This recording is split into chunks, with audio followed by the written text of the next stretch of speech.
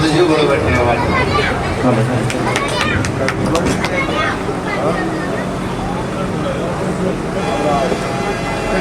एक बार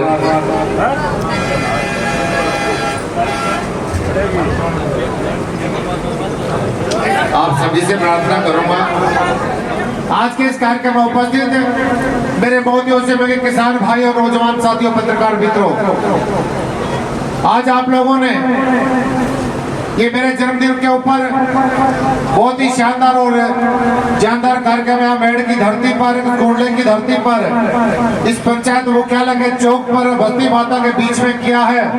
और बहुत स्वागत और आशीर्वाद तमाम बुजुर्गों ने, नौजवान साथियों ने दिया है। मैं दिल की गहराइयों से आपको बहुत बहुत धन्यवाद देता हूँ, आप सबका स्वागत और अभिनंदन करता हूँ। अभी संतोष मोदी जी कह रहे थे जनता का भी आशीर्वाद है, पार्टी का भी आशीर्वाद मिलेगा, लेकिन मैं एक बात जरूर हमेशा हर सभा में, हर कार्यक्रम में कहता हूं कि साथियों, आपका भाई कुलदीप धनखड़ आज से 1995 से लगातार जनप्रतिनिधि के रूप में, संगठन के कार्यकर्ता के रूप में, किसी न किसी रूप में काम करता रहा हूं। और मेरा जीवन का एक लक्ष्य रहा है कि गरीब को गणेश मानकर मैं काम करूंगा। और जो आखिरी छोर पे मेरा व्यक्ति, मेरा भाई बैठा है, किसान और मजदूर, उसके पास सरकार की योजना कैसे पहुंच सकती है, जब तक मैं राजनीतिक क्षेत्र में काम करता रहूंगा, उस हर व्यक्ति तक राज्य की सरकार की योजनाओं को पहुंचाने का हर समय तक प्रयास करता रहूंगा। इसी उद्देश्य को लेकर मैं राजनीतिक क्षेत्र में मैंने कदम रखा था। लगातार भारतीय जनता पार्टी में मैंने भिन्न भिन्न पदों पर काम किया है।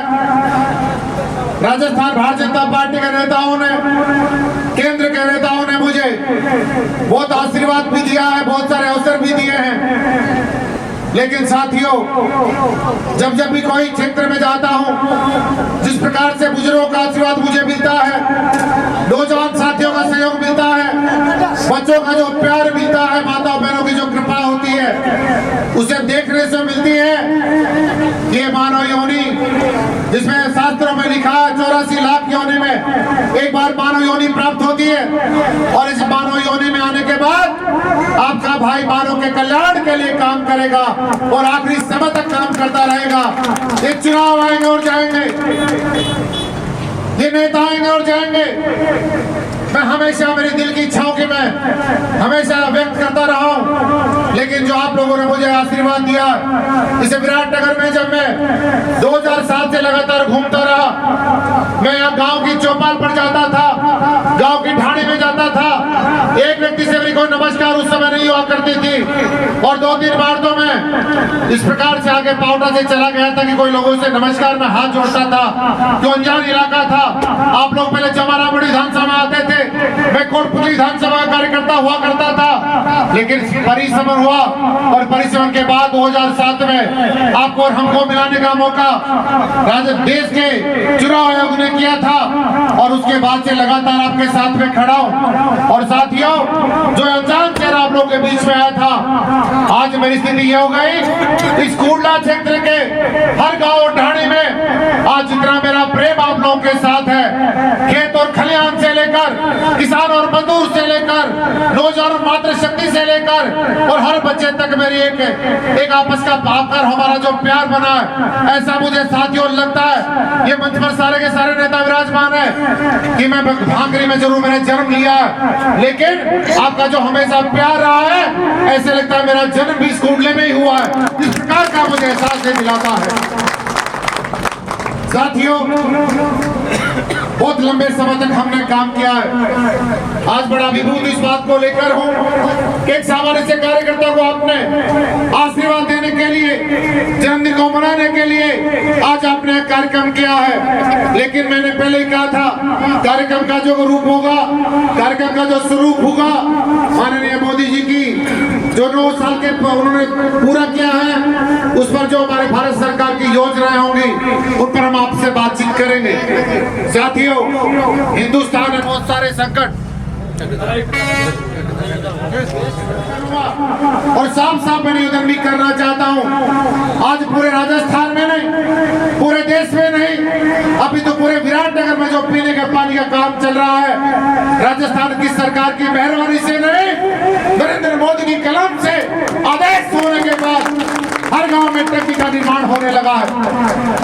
राजस्थान की सरकार केवल कार्य एजेंसी के रूप में काम कर रही है, उसमें भी भेदभाव किया जाता है, किसी के पाइपलाइन पहुंचाई जाती है, किसी के पाइपलाइन नहीं पहुंचाई जाती।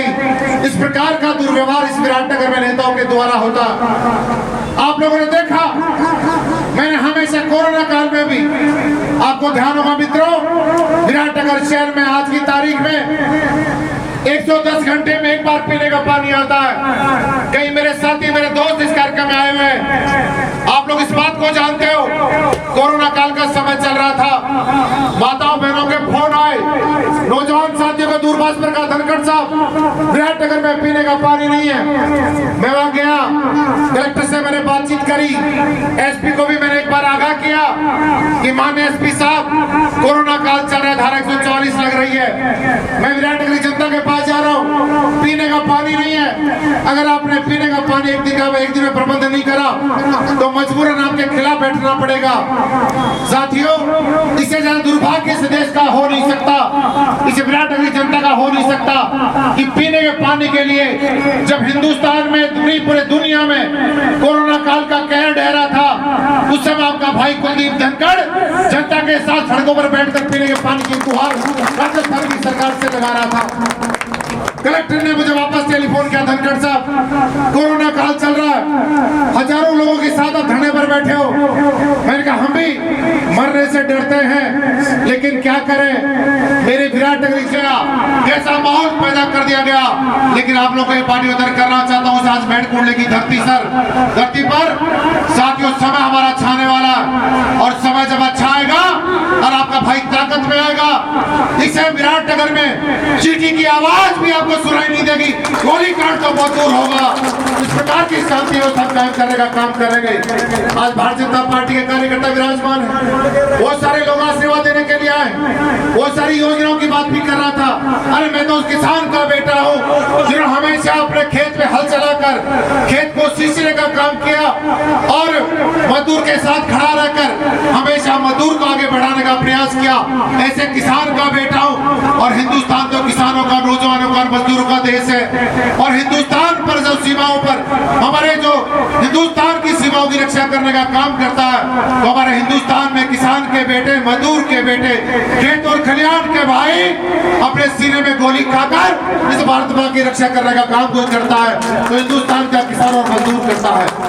साथियों, आज अच्छा लग रहा है मुझे, आप सब लोगों ने आज आशीर्वाद देने के लिए, जन्मदिवस कार्यक्रम मनाने के लिए मुझे यहाँ आदेश दिया था। सब कार्यकर्ताओं का मन था कि केक काटेंगे, मैं केक काटने भरोसा तो नहीं करता, लेकिन आप लोगों ने जो योजना बनाई है उस योजना को सबके साथ मिलकर पूरा करेंगे। और मैं तो इतना कहता हूँ, किसने किसका समय देखा है, एक पल का किसी को भरोसा नहीं है, कब इंसान चला जाता है। मैं तो प्यार का भूखा हूँ, आप लोगों का प्रेम चाहिए। इस धरती को छोड़िए तो आएगी और जाएगी, लेकिन आपका प्यार जैसे शुरू से लगातार मेरे सर पे रहा है, ऐसा ही प्यार बनाए रखना। ऐसी आपकी चरणों में मैं आपको निवेदन करना चाहता हूँ। आपका भाई, और जितना हाथ पांव में दम होगा, आपका भाई कुलदीप धनखड़ कंधे से कंधा मिलाकर आपके साथ खड़ा रहेगा। यही आपके चरणों में निवेदन करना चाहता हूँ साथियों। Happy birthday to you Natna, happy birthday